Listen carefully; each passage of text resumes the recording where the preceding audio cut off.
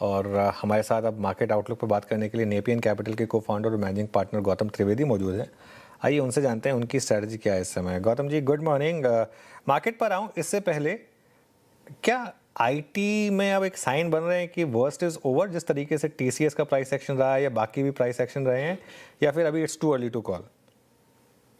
नहीं, आपका सवाल सही है कि ये लेवल पे आईटी जो पिछले करीबन 2 सालों में ऑलमोस्ट आधा हो चुका है। आईटी इंडेक्स की जो मैं बात कर रहा हूँ, ये Nifty IT index, TCS in particular I think काफ़ी ठुक गया है एज़ वेल। पिछले 2 सालों में 5 साल, 3 साल, 1 साल और ईयर टू डेट ये स्टॉक्स ने कुछ किया नहीं है। None of the IT companies have really performed.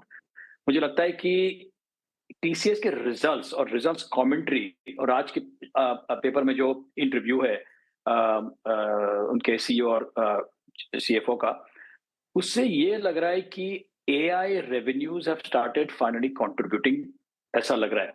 जो उन्होंने बताया कि टोटल 7.5 बिलियन का जो रेवेन्यू रहा पिछले क्वार्टर का, उसमें से करीबन 33% या 34% रेवेन्यू एआई से आया।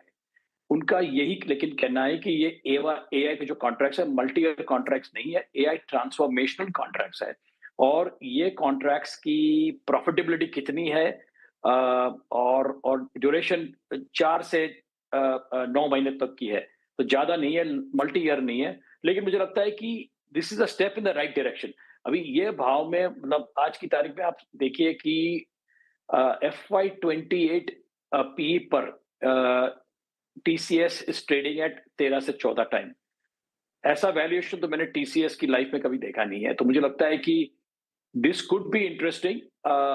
मुझे लगता है कि let us wait and watch till other IT companies के भी रिजल्ट आते हैं और उन्होंने एआई के क्षेत्र में कैसा परफॉर्म किया है। मुझे लगता है मैं खुद रुक जाऊंगा till I see more evidence of AI becoming formidable. Okay, बिल्कुल। चलिए, ये तो बात हो गई आईटी की। दूसरा सेक्टर जहां पर हमने काफ़ी अच्छे मूव देखे हैं वो है प्राइवेट सेक्टर बैंक्स, बड़े वाले, या एचडीएफसी बैंक, आईसीआईसीआई बैंक। और ये सब तब हुआ जब एफआई की सेलिंग भी काफ़ी कम हो गई है, कई दिनों तो बाइंग भी हुई है। क्या यहाँ पर भी एक सेंस है सेलिंग एग्जॉशन का? आपकी बात सही है कि एफआई का मैक्सिमम जो सेलिंग हुई है वो बैंक्स में हुई है। बैंक्स और कंज्यूमर डिस्क्रेशनरी, ये दो क्षेत्र है जहां पे उन्होंने मैक्सिमम सेलिंग की है। उसकी ये और वजह भी है कि यहाँ पे लिक्विडिटी बहुत ज्यादा है, मतलब मार्केट कैप बड़ा है, लिक्विडिटी ज्यादा है। और जो बड़ी बैंक्स को आप देखें, फ्री फ्लोट करीबन 75 से 80% फ्री फ्लोट है। तो वो हिसाब से जब देखें कि इतना इतना सेलिंग आया है बैंक्स में। और बैंक्स का आप ये भी सोचिए कि एचडीएफसी बैंक जो प्री कोविड 4 से 4.5 times 1 year price to book पे ट्रेड होता था, आज की तारीख में इट इज एट 1.8 टाइम्स। 4.5 और 4.5 के बीच में बायर लाइन में खड़े थे, आज लोग क्वेश्चन कर रहे हैं कि 1.7 1.8 टाइम्स प्राइस टू बुक में खरीदना चाहिए कि नहीं चाहिए। तो मतलब मुझे लगता है कि the worst may be over now. और दूसरा जो आपने पूछा फ्रॉम एन एफआई पर्सपेक्टिव, जब मैं देखता हूं कि टोटल सेलिंग जो हुआ है इस साल 13 से 14 बिलियन का सेलिंग हुआ है बाय एफआईज इनटू फाइनेंशियल्स, मुझे लगता है कि it is time to start relooking at private sector banks for sure. Private banks पे कंस्ट्रक्टिव व्यू गौतम जी का। गौतम जी, पिछले लगभग 10 दिन से रियल स्टेट में एक अच्छा रिवर्सल है। कुछ रिपोर्ट्स आई उसके मुताबिक रियल स्टेट में जो प्रीमियम है, लग्जरी जो हाउसिंग है, उसमें बहुत स्ट्रॉन्ग डिमांड है। फ्लैट्स हाथों हाथ बिक रहे हैं। लो कॉस्ट हाउसिंग में डी ग्रोथ है। मुंबई का मार्केट अच्छा कर रहा है, Bengaluru is doing well, Delhi NCR में डी ग्रोथ है। आपकी सोच क्या कहती है इस वक्त? रियल स्टेट अब जुड़ा हुआ है 3 चीज़ों से, रियल स्टेट इटसेल्फ, एंसिलरी और हाउसिंग फाइनेंस कंपनियां। यहाँ पर आपका ठीक क्या है इस वक्त? देखिए, हाउसिंग फाइनेंस कंपनियां लग्जरी फाइनेंस घर को फाइनेंस नहीं करती है, तो ये इन सम सेंस जो इम्प्रूवमेंट थोड़ी थोड़ी जो आई है that is mainly at the luxury side. और जो माल बिक रहा है रियल एस्टेट डेवलपर्स का, तो वो मोस्टली प्रीमियम और लग्जरी सेगमेंट में बिक रहा है। और जो आपकी बात सही है कि affordable segment is not doing too well. तो मेरा ये सोचना है कि as of now, even though कि ये रियल एस्टेट स्टॉक्स काफी गिर चुके हैं पिछले 3 सालों में, अभी भी कॉन्फिडेंस नहीं आ रहा है कि इट इज वर्थ बाइंग। तो हम लोग तो फिलहाल रियल एस्टेट में interest we are not investing right now. Okay, ये रियल एस्टेट पे गौतम जी का व्यू। अच्छा सर, एक दो थीम्स जो और इमर्ज हो रही हैं मेरे ख्याल से 2022, 23, 24 में अच्छा पैसा बना के दिया, वो थे होटल्स, है ना। ये हमारी अब जीवन शैली में है। Weekends, long weekends, extended weekend और जो नॉर्मल हॉलीडेज होते हैं उस पर लोग जी भर के स्पेंड कर रहे हैं। होटल्स में आपका व्यू क्या है इस वक्त? होटल्स में व्यू बहुत पॉजिटिव है। मुझे लगता है कि जो आपकी बात सही है कि होटल इंडस्ट्री में जो बदलाव आया है और जिस तरह से भारत के वासी लॉन्ग वीकेंड हो या इवन लॉन्ग 3 दिन का लॉन्ग वीकेंड हो तो एक और दिन लेके 4 दिन का हॉलिडे बनाते हैं। और मुझे लगता है कि ये जो नया एक्सपीरियंसेस का जो जो फैसिनेशन आ गया है इंडियंस में, मुझे लगता है कि ये जारी रहेगा। होटल जो 10 साल पहले 2 या 3 होटल कंपनी थी जो लिस्टेड थी, आज की तारीख में 10 से 12 होटल कंपनीज हो गई है। We are positive on the sector और मुझे लगता है इसमें ग्रोथ विल कंटिन्यू। और ऑफ कोर्स ये ना भूलना चाहिए कि जो अपने प्रधानमंत्री ने बोला है कि जहां तक हो सके आने वाले 12 महीनों के लिए फॉरेन ना जाए और प्लीज हॉलिडे इन इंडिया, उसको भी ये इंडियन होटल कंपनीज का फायदा होने वाला है। ओके, चलिए, तो ये है आपके लिए हो गई होटल सेक्टर पर एक व्यू। और फार्मा में क्या व्यू है अब आपका गौतम जी? फार्मा ने भी अच्छा आउट परफॉर्म किया है, इस समय फार्मा पर क्या व्यू रखेंगे?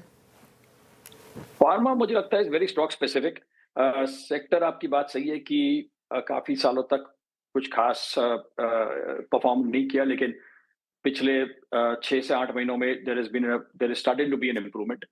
तो but it is very stock specific. तो जहां एक्सपोर्टर्स है वहां पे इतना कुछ खास प्रभाव नहीं आया, लेकिन डोमेस्टिक जो फार्मा है there is been I think a bigger opportunity.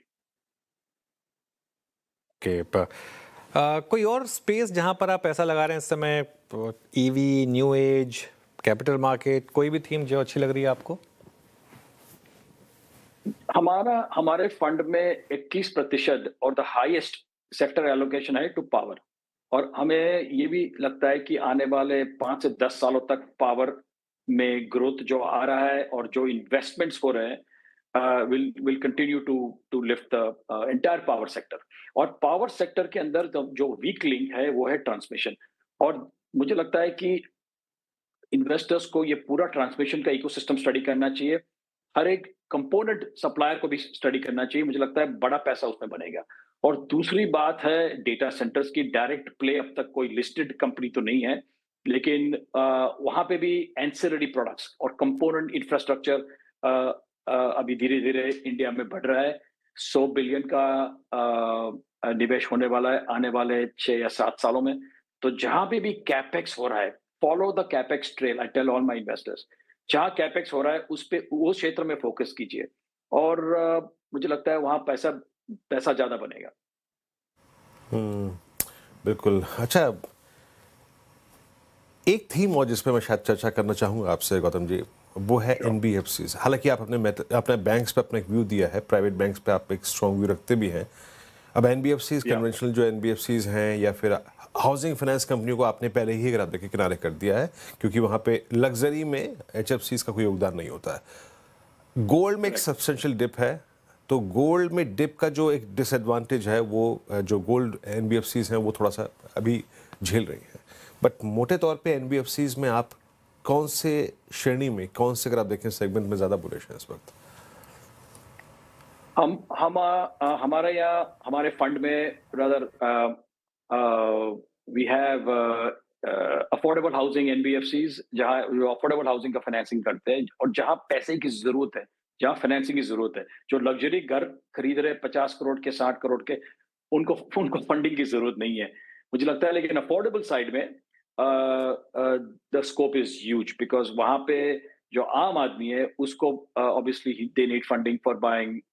गाड़ी खरीदनी हो या ऑटो खरीदना हो, गाड़ी घर खरीदना हो। और गोल्ड लोन में शायद जो आपकी बात सही है कि थोड़ा बहुत गोल्ड के प्राइसेस, सोने के भाव में गिरावट आई है, लेकिन मुझे लगता है लॉन्गर टर्म अपने देश में इतना सोना है कि that has to be monetized, और we are very bullish on the gold loan companies. Okay, bullish on gold loan companies, ये हो गई बात इस समय। चलिए, बहुत बहुत शुक्रिया गौतम जी आज हमारे साथ जुड़ने के लिए Thank you. और अपना व्यू हमारे सामने रखने के लिए।